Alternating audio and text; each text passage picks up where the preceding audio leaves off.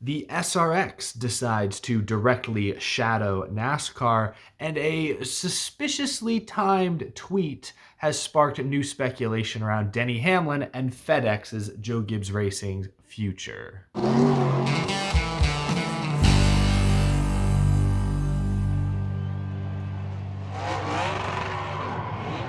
How's it going, y'all? My name is Eric. Welcome to Out of the Groove, midweek edition of the show. I first want to thank everyone who tuned in last night to our live debut of the all-new Downhill Diecast Championship season. Again, just something fun I wanted to bring back to the channel during the off-season. I hope everyone who tuned in enjoyed it. We've got 3 more of those videos planned over the next week and a half. Next one will be Friday night, Eastern Conference first round, so I hope you guys are looking forward to that. And go check that video out if you haven't seen it yet. I was really happy with how it came out. Today, though, we're talking some NASCAR. Actually, only about half NASCAR news. In fact, there's really no NASCAR-specific news in this video, but it all ties back to our favorite stock car racing series. Let's begin with the Superstar Racing Experience. Today, the SRX revealed their 6-race summer schedule for 2023, beginning at Stafford Motor Speedway. I think Stafford now is the only track to have been featured in all 3 seasons of the SRX. But there you can see the rest of the schedule. Eldora Speedway, dirt track in Ohio, is once again returning. Some great tracks on that list. Berlin in Michigan catches my eye. I'd love to go to another SRX race this year, and I've never been to Michigan at all for anything. So that's one that certainly captures my attention. What really captures my attention, I wasn't the first to point this out. I actually saw NASCAR Man on Twitter point this out first. But the SRX is pretty clearly shadowing NASCAR in an attempt to get more NASCAR stars to participate in their races. So, like on July 13th, the SRX Thursday night will race in Stafford, Connecticut. That same weekend, the Cup Series will race just 1 state north in New Hampshire. Thunder Road in Vermont is the same week as Pocono, both located up in the Northeast. When the SRX is in Virginia, NASCAR is in Virginia the same week. Berlin, Michigan, same weekend as the Michigan Cup Series race. Eldora in Ohio is like 1 state over from Indianapolis, where the Cup Series will be that same weekend. So it's clear what the SRX is trying to do. Their most highly attended and rated races are when Chase Elliott came over to race his dad Bill, Ryan Blaney versus Dave Blaney. They want more NASCAR stars to participate in their series. And I don't blame them. The only reason the SRX has any clout whatsoever is because Ray Evernham, NASCAR champion, and Tony Stewart, NASCAR champion, joined forces and began it. The series is reliant on big name NASCAR and IndyCar names to give it any sort of clout, any sort of standing. So I don't blame them for trying to more closely align with the NASCAR schedule. Their hope is that drivers with,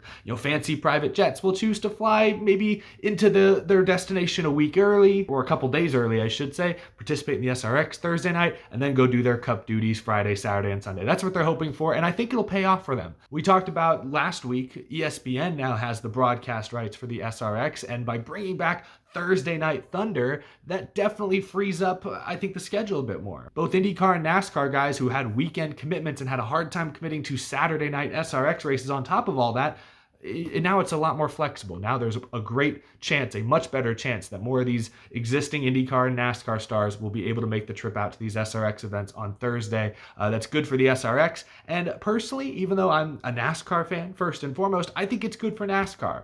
The more your existing stars are on national television, on ESPN, who does not talk NASCAR ever, chance to get Chase Elliott or Ryan Blaney or Kyle Larson or Kyle Busch or you name it, a chance to get more of your existing NASCAR stars on a different network, on ESPN.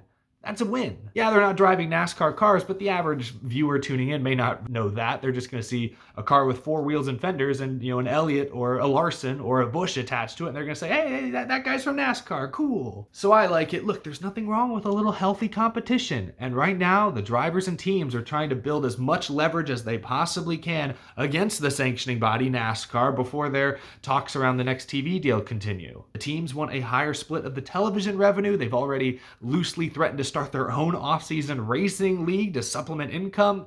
Clearly a bluff, clearly a negotiating tactic in my opinion. But they've already taken that step. Now, some of the drivers may race in a rival series more and more frequently. NASCAR, at the end of the day, it's not a huge issue to them. It's just a drop in the bucket, but it's something to be on their radar. It's something for them to continue to take notice of. And I'm all for the teams and the drivers trying to send NASCAR a clear message. It's clear the SRX is fully committed to being a disruptor, as they've called themselves. The SRX is not going to take down NASCAR or IndyCar in any time soon in any serious way, but they have a place. They have a place in the American motorsports landscape, and I think they're carving it out very nicely. Thursday nights, middle of the summer, I mentioned all those NASCAR races, New Hampshire, Michigan, Indianapolis road course, not highlights on the schedule by any means. So the SRX is filling a nice, neat gap there in the middle of the summer, and if they get more Cup drivers to participate, I think that's good for everyone, in my opinion.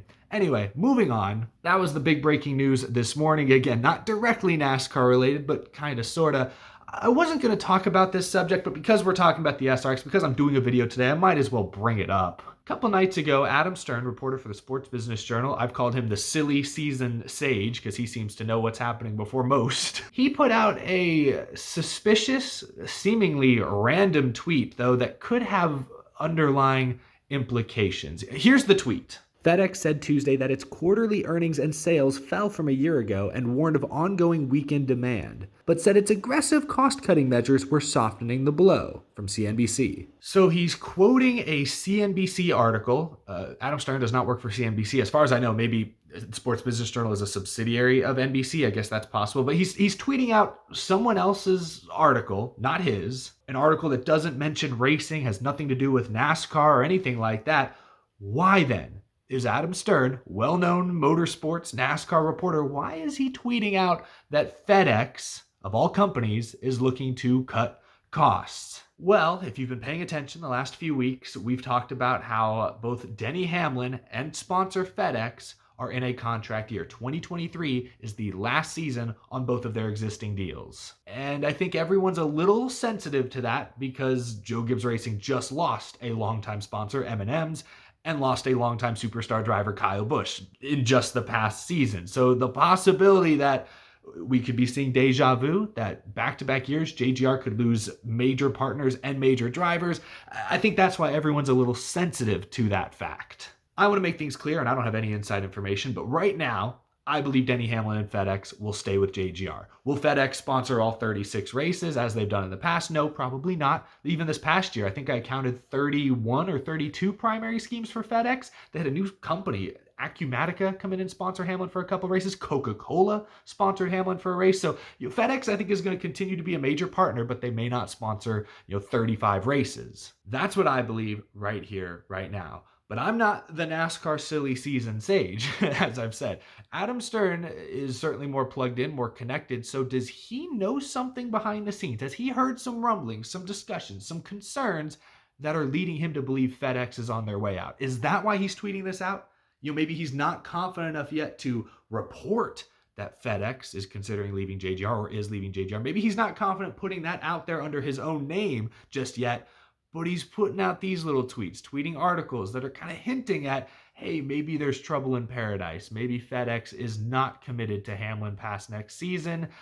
Maybe this is just him starting to fuel those rumors without actually confirming anything. Maybe. That's speculation on my part, but otherwise it's a completely random tweet. It must have something to do with the Denny Hamlin, FedEx, and Joe Gibbs Racing, I don't know, ongoing negotiations. It's just speculation, just something I wanted to talk about real quick. If we actually dive into that CNBC article, again, it does not mention racing or motorsports at any point. There are comments from FedEx executives talking about, grounding more planes, maybe closing down some offices, trying to cut several billions in cost. Look, I'm no big businessman, but if FedEx is looking to cut several $1 billion, I'm not sure a $20 million sponsorship deal that's been going for years and years at this point, I'm not sure that's even on their radar. As crazy as that may sound, a $20 million deal when you're talking $3 billion doesn't mean a whole lot. I mean, it is something. It's something. It'd be an easy thing for them to just pull the plug on, I'm sure. But at this point, I don't want to panic. This tweet is really suspicious and all that, but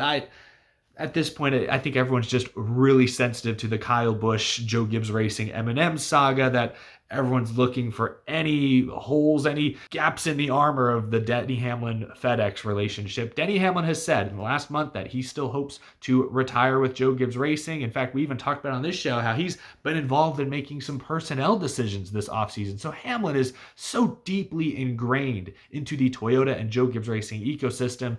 I think it will be harder to get rid of him, as crazy as this is to say, as it was to get rid of Kyle Busch when you had, Ty Gibbs waiting in the wings, ready to go. Denny Hamlin spent his entire NASCAR Cup career in a Joe Gibbs Racing car. Again, I think that tweet, it's just everyone's a little sensitive to what happened last season, and they're looking for anything to continue that narrative into 2023. Now with Hamlin and FedEx, I just don't think it's going to happen. I think FedEx will stay on in a major way. Even if FedEx were to leave, I think there's a great chance JGR would find a way to keep Denny Hamlin around. Maybe I'm wrong. Maybe I'm naive to say that. At this time last year, I didn't think there was any chance Kyle Busch was leaving Joe Gibbs Racing. We know how that story ended. So maybe everyone's right to be a little sensitive at this point. Who am I to judge? Share your thoughts down in the comment section below. Do you think there's more to that Adam Stern tweet that initially meets the eye? Or do you think everyone's just overreacting at this point? Leave your thoughts down in the comment section below. Once again, Friday afternoon, I'll be uploading the second episode of the all-new Downhill Diecast Racing Championship. So I hope you guys are looking forward to that. It'll be the Eastern Conference first round. Drivers like Chase Elliott, Ross Chastain, Denny Hamlin will be featured in that video. So I hope you guys are looking forward to it. Thank you, as always, for the support. I greatly appreciate it. Have a wonderful rest of your Wednesday. I'll see you in the next episode.